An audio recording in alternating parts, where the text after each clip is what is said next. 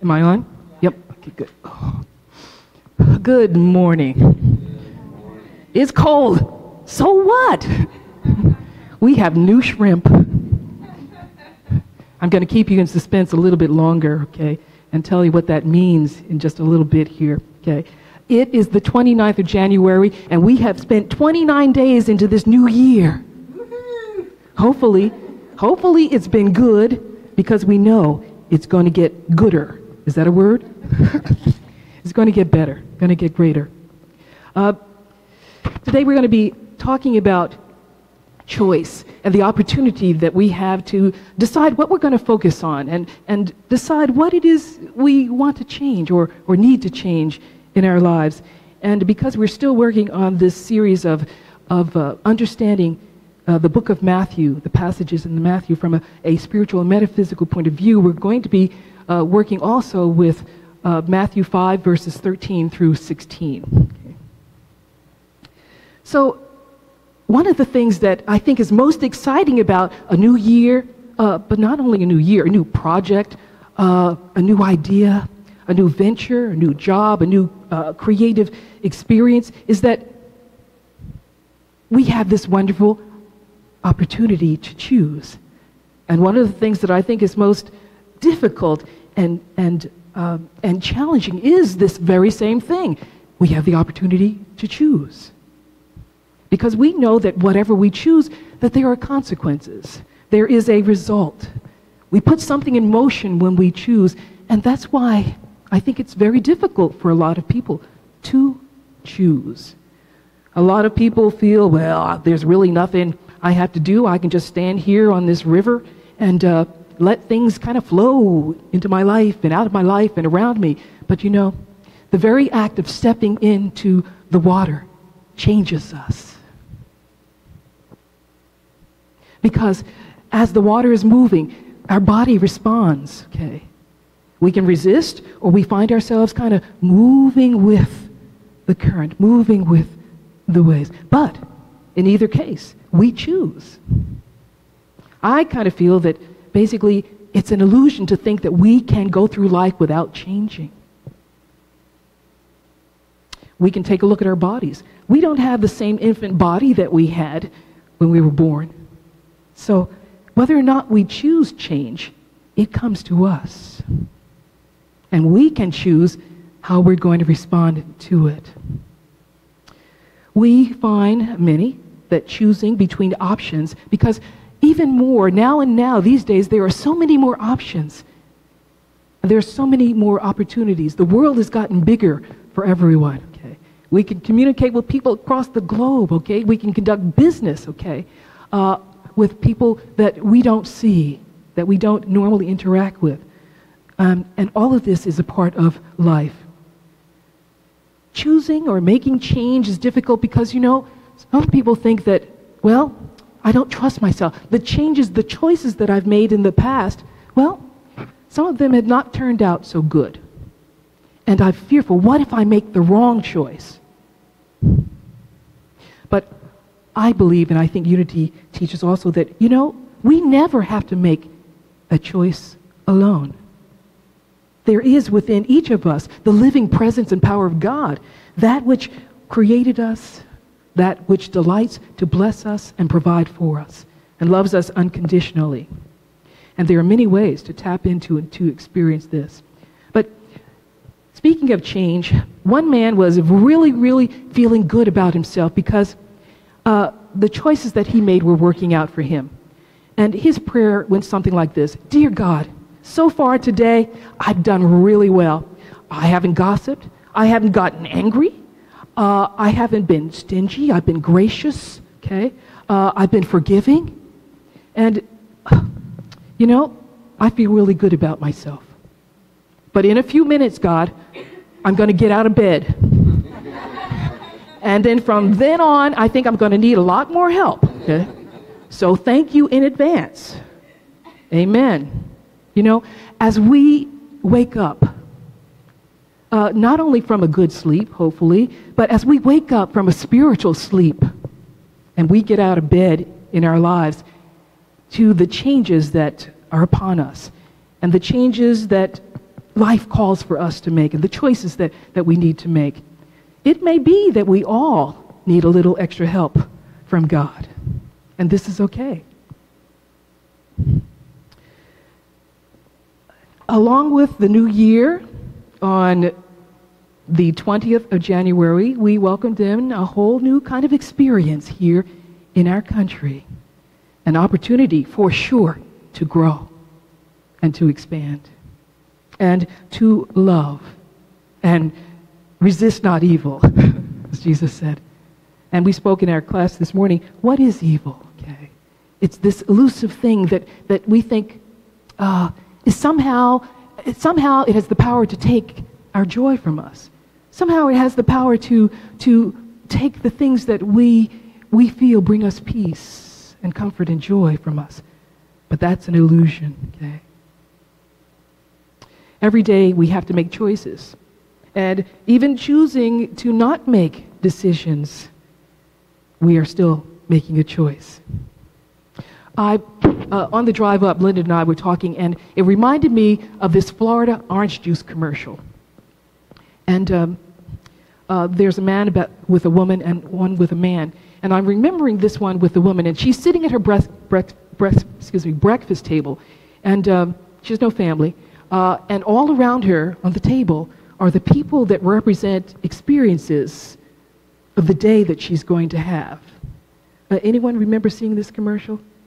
It was very insightful, okay? And I remember that there was one man, he said, well, you know, he was the parking lot guy. And he said, you're going to realize when you come out from the company at the end of the day, you're going to see me and I'm going to be towing your car off.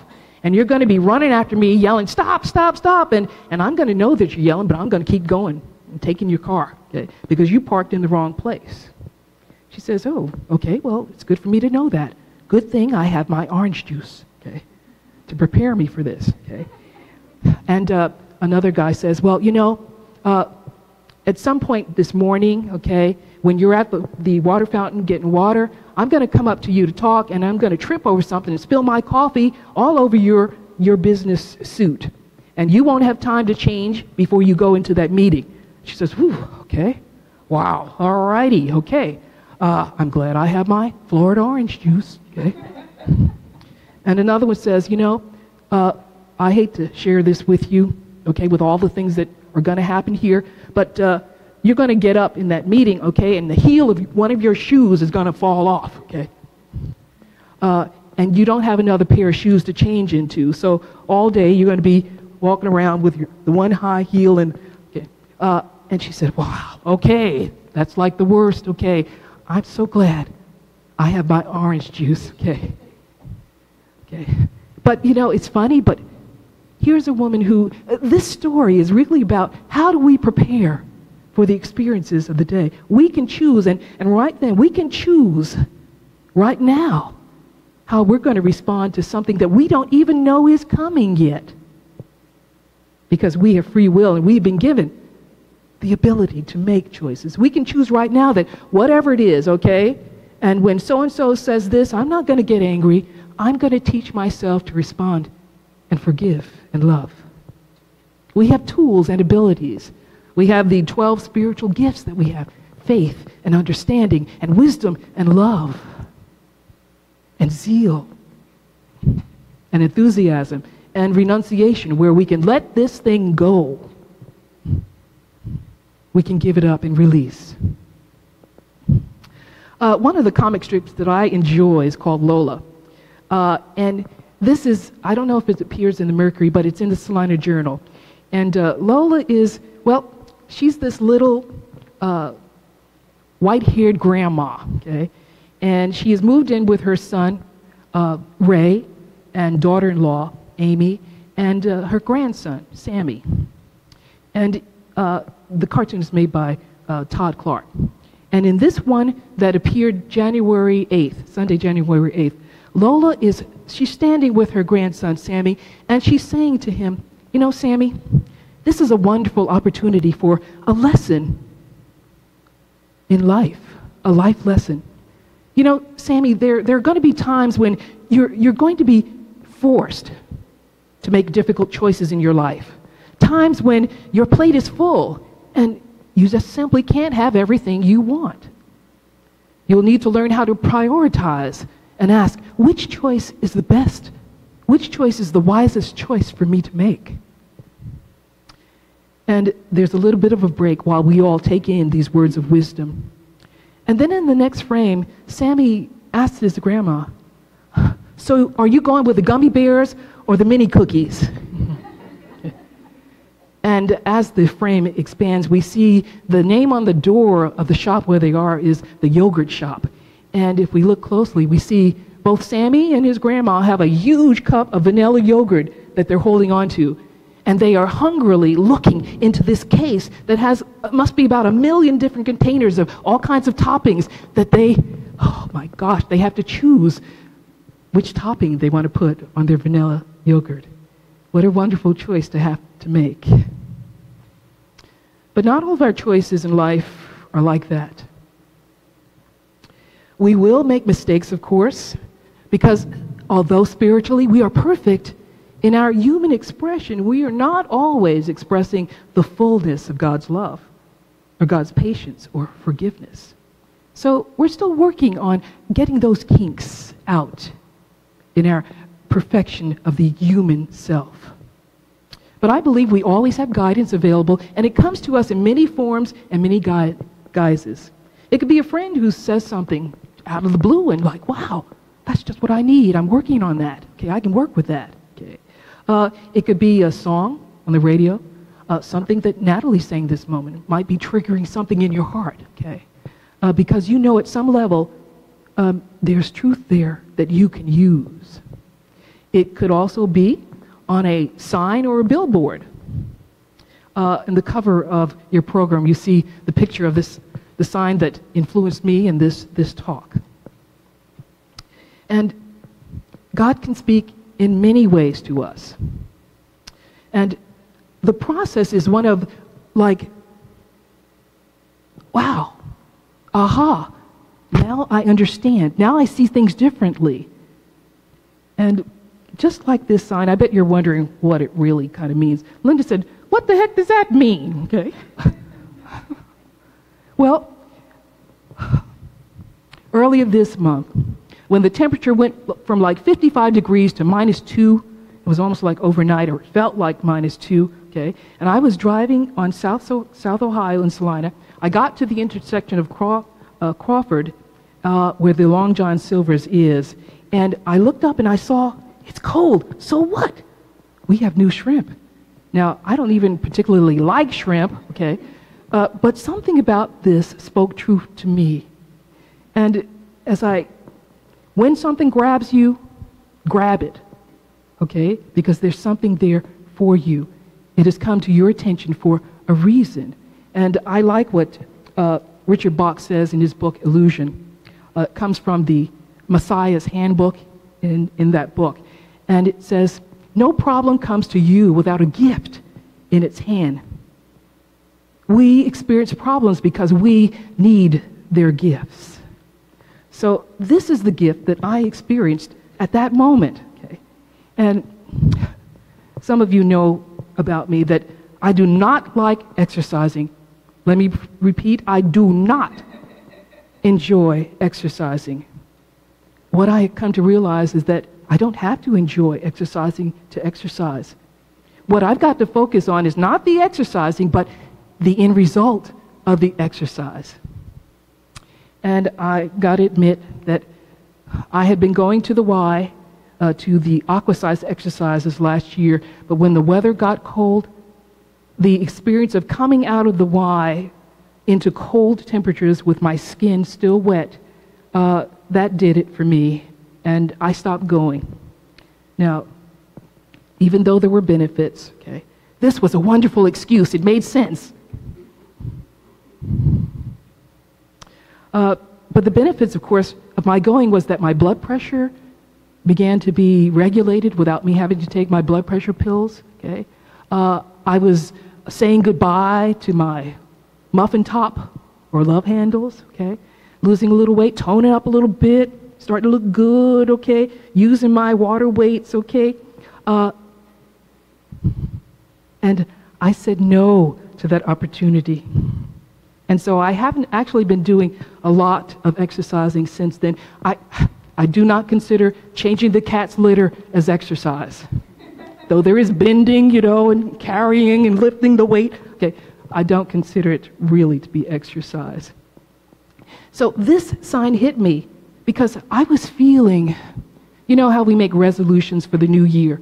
Some people don't like the word resolutions. I like to use intentions because that way when I say, well, I really need to do such and such, and Linda, my good friend who lives next door, says, well, you said that before. And I said, well, it's still true. I still need to do such and such, okay? And I don't feel like, that I've kind of cheated on anything, okay? Resolution sounds so solid and so serious to me. I'd rather have an intention, okay? But my intention had been, of course, to work on this physical body, to begin giving honor to this temple of God. Because remember, Jesus located the presence of God as within. In John 10:10, okay, when the Pharisees came to him and said, and they demanded that Jesus tell them, when will the kingdom come? And he said, it doesn't come with observation. You can't say here it is or there it is, okay, because the kingdom of God is within you. And that's Luke 17:21. The kingdom of God is within. So I was feeling disappointment at myself. I kind of had let myself down, and yes, the weight is creeping back. I'm beginning to see the muffin top appearing just a bit more, okay? And I'm started to take my blood pressure pills. I know my doctor thinks I should always take them, but I had stopped taking because I have a little cuff and I check my pressure, and if it's not high, I think, why take the pill to make it low? So I've had to start taking that again, and it dawned on me that with this new year here I am again. I dragged the intention from yesterday, from yesteryear, the 2016 intention, back into 2017, because this year I hope to really stay with it, okay? But I was feeling like I already blew it. The new year's in, a month in, and I haven't started doing much of any exercising, okay? But at the corner when I saw this, something happened to me. Because what this means, it's cold, so what? What that said, BJ, it doesn't matter if you failed in your intention before. Let it go. It's cold, so what? You didn't do it well before, okay? But look here, we have, and the word new is important, we have new shrimp, not old shrimp. We have new shrimp for you to enjoy, for you to taste, okay? We have new shrimp that can nourish you. And so that said to me, I've been focusing on the wrong thing. I've been focusing on what a failure I was in this, okay? It said that I could free myself. I can choose a different focus.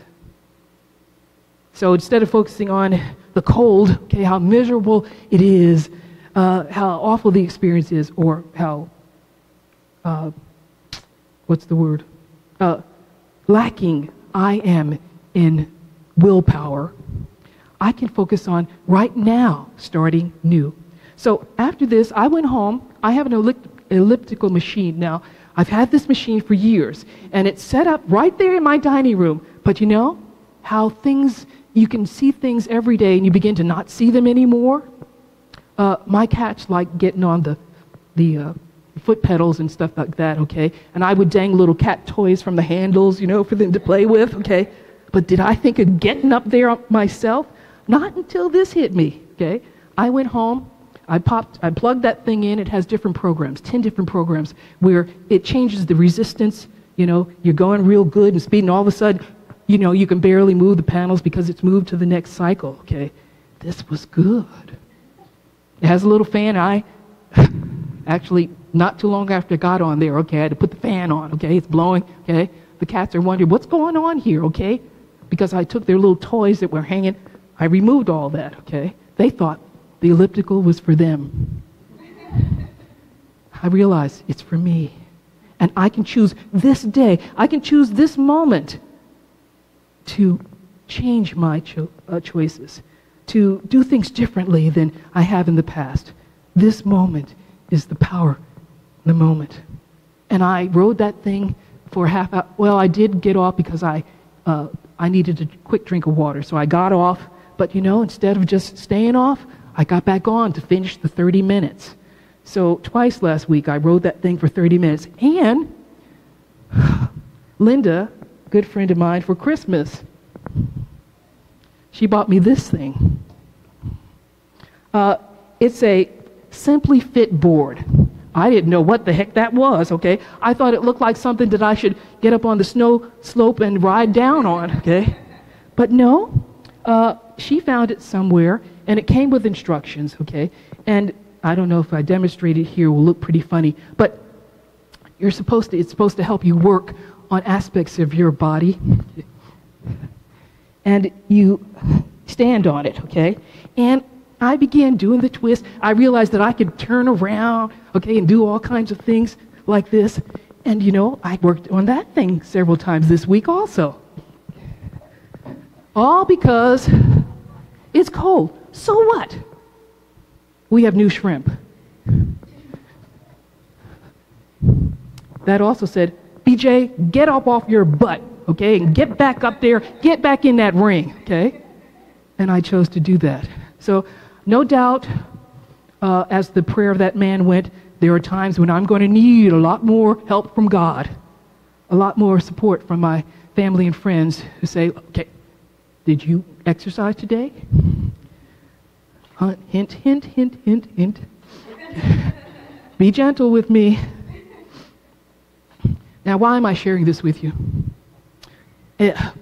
Don't get the wrong message. I'm not saying that you need to get up and get some exercise. I'm the last person to be judging anyone else in that area here. And your issue may not even be about your physical body, about toning up. Your issue can be perhaps a troubling relationship in harmony. It could be being unsettled, having an experience that rattles you and you don't know where to turn or how to work with that situation here. Your cold can be something else. And your new shrimp can be something else. It's a very individual thing, okay? But we all have it. We all have to make choices, and those choices bring effects and experiences. Louise Hay wrote that our inability to approve and accept ourselves interferes with our ability to experience wholeness in body, mind, and in relationships with others. Especially, it affects our relationship with God. Father John Powell concurred by writing, "A man who hates himself will most likely feel that God hates him too." He also wrote, "No one who despises himself for his uselessness, for his failures, his futility, can enter into a relationship of love, whether that relationship is strictly on a human level or human divine level." That day when Jesus spoke to his disciples and the people, and he said, "You are the salt of the earth. You are the light of the world." He was speaking to people, Jews and Gentiles, who were dejected, who were feeling disheartened and discouraged. They were a conquered people under the rule of the Romans, and they were abused and persecuted. And I guess, they kind of felt maybe like I did, that it's all for nothing, that I'd failed, okay? And they must have felt, this is our fate, and we just accept it, okay? And no one had ever expressed to them what Jesus did. In you is greatness. In you is the power and the ability to choose something different for your life, to break out of the bondage that you may feel. Now, salt is a very interesting thing. Beside, the usual thing we think of salt as seasoning or flavoring our food, when I was studying this, I realized that back in those days, salt and light, these were powerful things, okay? You could hardly do without these things, okay? And salt had the ability to brighten the lamplight. I think it's no coincidence that Jesus combined his speak about being the salt of the earth and the light of the world together, okay, one after the other. What I read is that back in those days, they discovered that if they sprinkled a little salt in the oil of the lamp, that lamp light was much brighter. And they also discovered that salt had other wonderful properties. Ovens in those days were made of stone, and they were outdoor things. And they were made of stone, and at the base they had tiles. Tiles made of stone. And under these tiles they placed layers and layers of salt, because what they discovered is that salt had the ability to make the tiles hold on to their heat. And after a while, after the ability of the salt to hold this heat kind of was lost, they would take up the tiles and sweep out that salt. And they'd sweep that salt right out in front of the ovens, which was out in the path where people were walking. They'd sweep that out, and they'd put several more layers of fresh, new salt under there, and then place the tiles back. And, you know, this may be exactly where Jesus got his reference when he speaks about the salt. You're the salt of the earth, but if salt has lost its taste, how shall its saltiness be restored? It is no longer good for anything except to be thrown out and trampled under people's feet. Well, in the commentary, they swept this out, and it was on the very path that passers-by were going. So yes, they trampled on the salt. It had lost its ability to maintain heat. Now let's talk about light. You're the light of the world, and a city that is set on a hill can't be hidden, nor do people light a lamp and put it under a bushel, but they put it on a stand so that it gives light out. Let your light shine before others so that they can see the good work you do and glorify the Father in heaven. Remember, he's telling these people that they are the salt. They are the light. And you know, when he said you are the light, he was only saying, be like me. Because in other passages, Jesus says, I am the light of the world. And he's saying, you, be like me. We are lights of the world. Now, light we think of as understanding. Oftentimes in pictures we see a light bulb over somebody's head that's going off, and that means they've got an idea. There's light there. I think it's interesting that Jesus says that we are to let our light shine before others. Don't let that light shine on them, okay, in back of them, but before others. And to me, when I think of that, what it means is that we are to be the first to respond differently. When there are problems or challenges, before other people change, we don't have to wait for other people to change and become more loving, more patient, more understanding, and do the right thing. We can, before them, be the light, be the change that we seek. We can, before they even ask for it, we can forgive and move on. So Jesus speaks not only of us experiencing light, but sharing this light with others, before others. Don't wait for the others, okay? Because right now, even if it's cold, heck, you've got new shrimp. God bless you.